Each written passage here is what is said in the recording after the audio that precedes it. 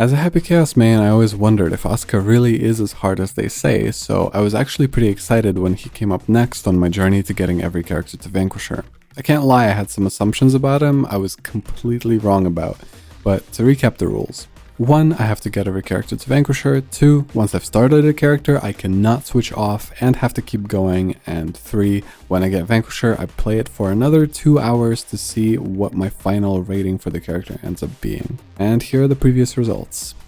And as for which character I do next, the rules actually have changed a bit, so stay tuned because I'll explain later how you can participate.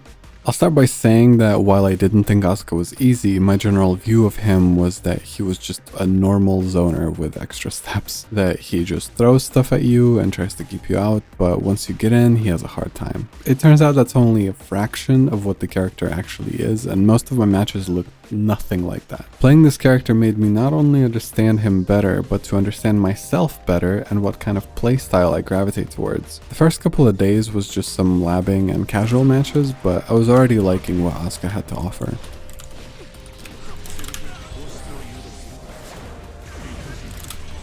Does that... Oh! That's so fucking cool! That's so cool. That's so fucking cool, actually.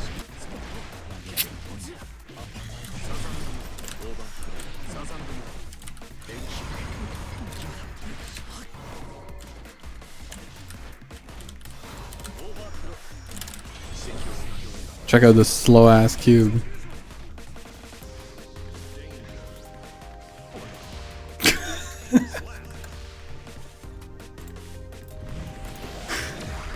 The aura. I only started playing ranked on day 3, and unsurprisingly I got placed in Diamond 1 since that's the lowest division you can get placed in if you have another character in Vanquisher.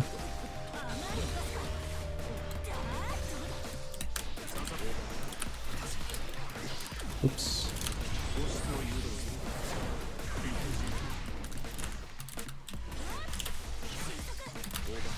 Okay. So bad. I fumbled with my input so bad there. It's fine. I have no doubt that I'll be booted to Platinum within the day. We'll see though. That's still crossed up.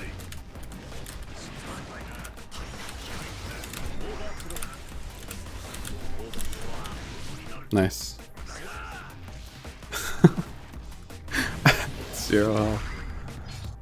Maybe the Asuka character is kind of cool. Maybe he's kind of cool.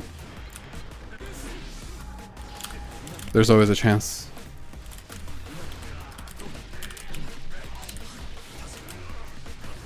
Yeah, I knew. Okay, I'm getting it. I understand. It actually didn't take long for some viewers to point out that I wasn't playing Asuka the way most Asukas do, but first I'd like to actually explain what Asuka, the character, is capable of and what his game plan is. Because while he does have a lot of spells and it can be hard to keep track of, his win condition is one of the most straightforward ones in the game, at least in my opinion. He has 4 slots for spells and mana that gives him mana shield that increases his defense. He can shuffle the spells one by one as well as restore his mana either using his meter or health. He has 3 decks he can pull spells from called test cases. Test case 1 is the simplest, case 2 has more mix-up spells, and case 3 has really powerful spells if you feel like gambling for them, but all these cases have things in common. There are more or less 4 types of spells in each case. Number 1 is cubes, simple offensive spell that's really plus on block. Utility, either spells that help you with mana or refilling other spell slots. Staff, each test case has 2 and all of them affect the behavior of cubes in a different way. And other, the weird stuff. Guard crushing fire orb, overhead and low, teleport, icicle, etc. That seems like a lot, but the win condition is basic. Get 50 meter to pop full import, a super that lets him pick the cards really fast while draining his mana. Quickly find the stuff you want, utility spells, either mana or more card import, and 1 or 2 offensive spells to give yourself time to set everything up.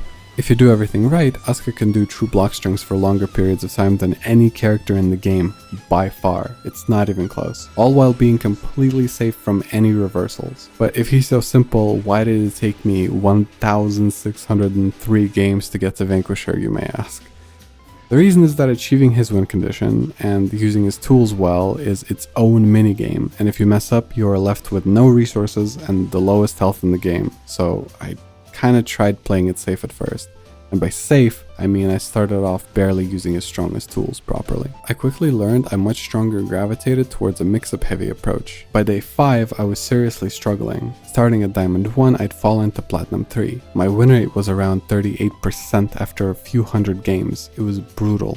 I started to doubt myself and wondering whether I'm just not fit for the character at all. But thankfully a viewer suggested I should check out an Asuka player named Kome, and I am really glad they did. Up until this point, the only pro Asuka I've watched was Gobo, who excels at using the spells very efficiently, but I found out quickly that if I wanted that type of skill, I'd have to spend days and days and days in training mode, just doing drills and getting my hands used to the constant non-stop spell chanting and management.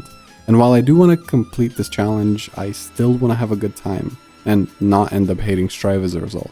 So that wasn't the path for me. This is exactly why what I saw in Kome's gameplay was so inspiring.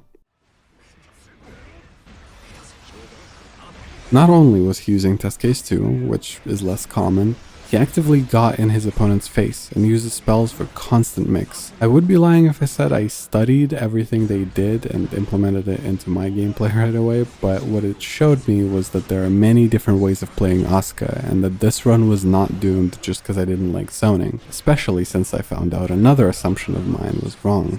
Asuka is not a zoner. I mean, he kinda is, but not really. Don't get me wrong, I was definitely not using cubes in neutral nearly enough. I should have been way more proactive about chanting spells and bookmarking and doing all this stuff. Against some characters, I was successfully keeping them out. In fact, the main reason I climbed back to Diamond 1 and then all the way to Diamond 2 was because I started being much more proactive in neutral. Lots of people didn't know you could swat the cubes away and they just got hit, which let me set up for more offense. However, a lot of the other characters completely negated my zoning altogether. Partially, skill issue, sure. But any character with big attacks or projectiles of their own could just destroy anything I sent out and punish me for doing it. Because of this, I found myself switching to test case 2 since it has less cubes that can be destroyed, especially against Axel, Faust, Testament, Potemkin, Bedman, Sin, Venom, Unica, Johnny, Goldlewis, Dizzy, Nago, Lucy, and even Abba, because she could just parry the cubes and get free jealousy gauge. So if I wanted to use my projectiles, first I would have to find a way in. Most of the time with a knockdown from my absolute goat, 2D, this low hitting button goes so absurdly far and gives you a hard knockdown to catch a breath and actually get your offense started. Pay attention because you'll see this button a million more times in these matches. Hello, Nico from the future here. I just want to clarify really quickly. He is technically a zoner. What I meant is that he does not zone in the way that I expected him to. So instead of a zoner like Axel or Testament, he plays more similar to a zoner like Johnny, maybe, with some Happy Chaos style resource management, something like that. It was not entirely what I expected. That's what I meant. And the matchups that I mentioned are also a lot easier if you actually know how to play Asuka well. I didn't. I struggled a lot. I know that at a high level, like at a very high level, most of them are not as much of a problem. It was a slow climb, but somehow I was actually hopeful because I could see the depth the character has and I knew exactly which areas I needed to improve. Although that didn't stop me from getting salty all the same. That's so cool, dude.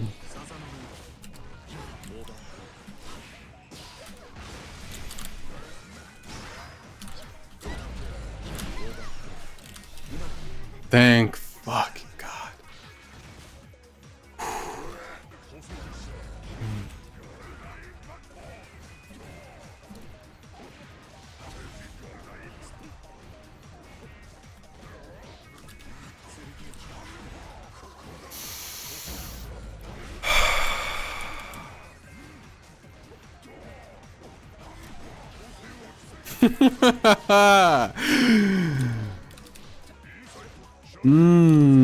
Yes, yes. Let's go. That's what we like to see. What a great fucking character. What peak fucking design, dude.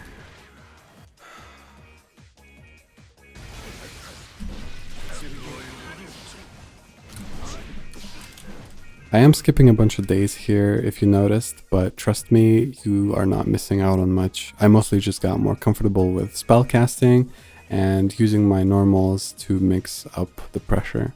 Primarily, I started using 6K more to catch people mashing or to catch any fuzzy attempts.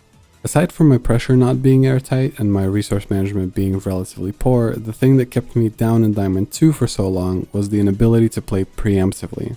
I was so busy sifting through spells in neutral, the thing that got me out of Diamond 1 by the way, that I failed to pay attention when the opponent got close enough to interrupt me.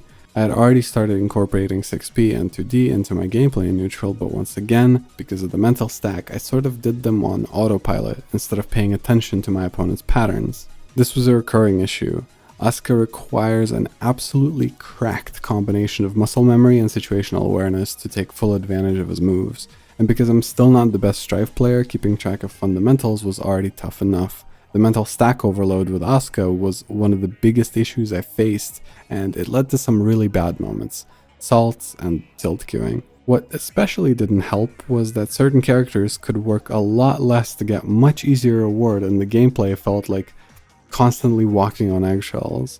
This specifically solidified my hatred for Axel, Faust, and Potemkin. Well, I fucked around in Rivals for a little bit when the demo was out. Just... And Sengeki! Baka! Orayo! Aita! I fucking hate this guy. I'm sorry. I hate this character. I hate this character. I hate this character. Stop jumping. Jesus Christ. Yahoo! Just died, bro. Just...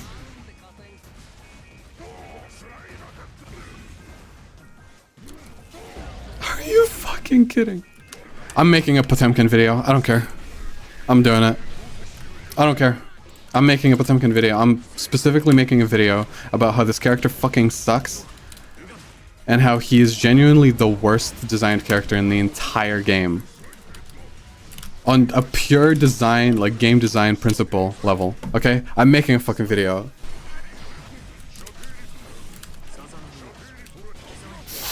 Motherfuckers will be like, there's Potemkin counterplay. Asuka can just do heavy slash on his flick. And then die. And then die. And if you do it, you die. And if you guess correctly, and you heavy slash his flick, right? You get to take off 15% of his life and give him 80% of his fucking burst. Okay? And if he guesses correctly, you die. You lose the game. You might be wonderful. You might be a wonderful human being outside of the game. Trust me, I believe in the goodness in your heart, in your humanity. But I can't fucking condone you playing this fucking creature.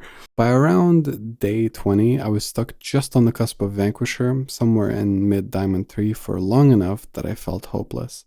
The mounting pressure of wanting to finish this challenge quicker and a bit of embarrassment for failing to implement the advice people gave me was taking a bit of a toll. And so I went back to Diamond 2. I decided not to let it bother me as best as I could, and I kept going, but as soon as I thought I was going to make progress in Diamond 3, once I got back there, I stagnated again. Really badly. Not only did I stagnate that day, it ended on an 11-set lose streak. Over an entire hour of doing nothing but losing in ranked. Ironically, all because I wanted to be done quicker. I went to bed kind of heartbroken. And then I booted up Hades 2. After talking to some people, venting a bit about characters I didn't like, and taking a break from the game, I decided to stream Hades 2 because I've been enjoying that game a lot. I knew not as many people would watch it, but it's a comfy game for me, and it gave me an excuse just to hang out and unwind without pressures that ranked puts on you. In between, I did play a couple of casual sets with my friends in my free time, but nothing serious, just messing around to remember what it's like to actually have fun in the game without stakes. After that break and some quality sleep, I set no expectations for myself.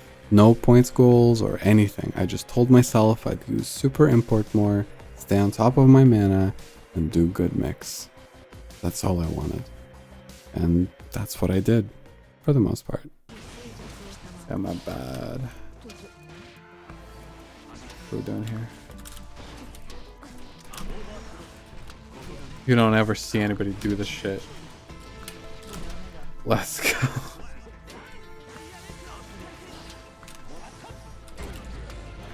Okay, not bad.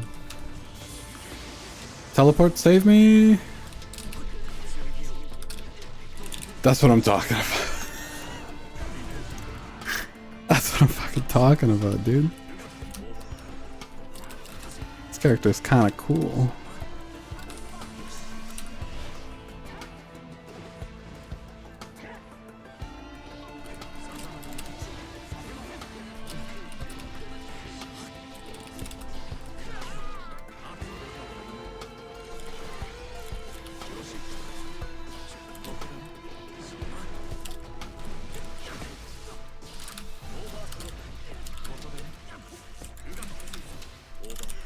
Chance? Wait, hold.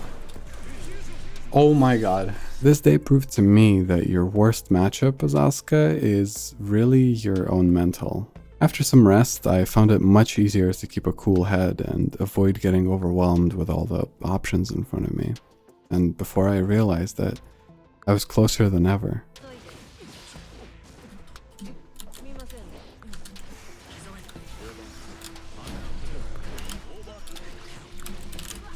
Does this work? Oh shit, you got a card there. I just tested that in match. And turns out it does work. Fuck.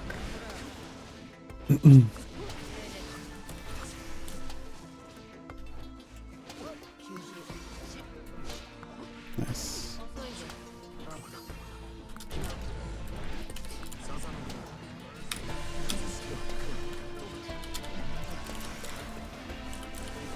I'm cubing as hard as I can.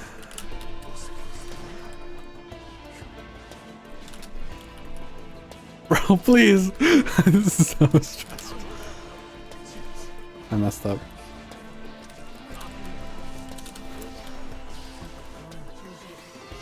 Nice.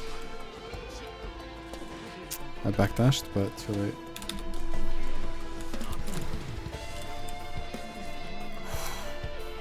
I'm so happy that Asuka JK crosses up like that. Okay, just a little more.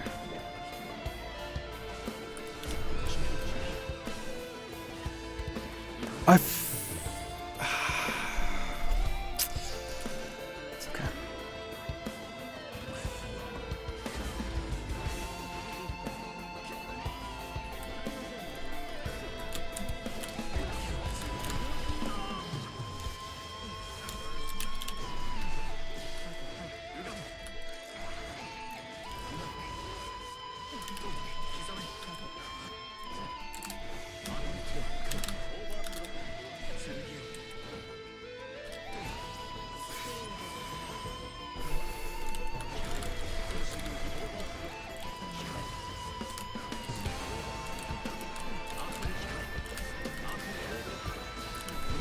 After what felt like eternity, it was finally over. I got it. I got it. So what's up with Asuka? For fun, I predicted an 8, and I was correct, but not in the way that I thought. I thought I'd enjoy the mechanical aspect way more, but in reality, that was the part that I ended up dreading. Doing all the inputs is fun, but only when it's part of interesting offense, constantly mixing normals with specials and occasional strike throw. The coolest thing to me was actually all the staff interactions. I kind of wish I explored test case 2 more in particular with all its instant overheads and whatnot. As for difficulty, I slightly underestimated him. It's a 10 out of 10, purely. He's undoubtedly the highest skill ceiling and the highest skill floor in the game. My respect goes out to all the Asuka mains out there for putting in a ton of time on him. In total, it took me 1,603 games to get to Vanquisher with him, and the final DR was 1,402. My worst win rate was Zato at 22%, and my highest was Happy Chaos at 67.69. But what if you want to decide which character I take to Vanquisher next? Well, too late, it's Sim Kisuke. I'm already streaming his climb, but what if you want to decide which character I take to Vanquisher after that? In that case, you're in luck. Instead of spinning a wheel and getting a random character, there is now a point system. You can vote for a character of your choice in a number of different ways. If you use 20,000 channel points that you get from just watching me on Twitch, that counts for 1 vote. 100 bits is also 1 vote. A prime sub is 2 votes, and a regular sub or a gifted sub is 5 votes. So if you feel like supporting me, or if you just have an unused Prime subscription lying around, feel free to throw it my way and you'll get to pick who I play next.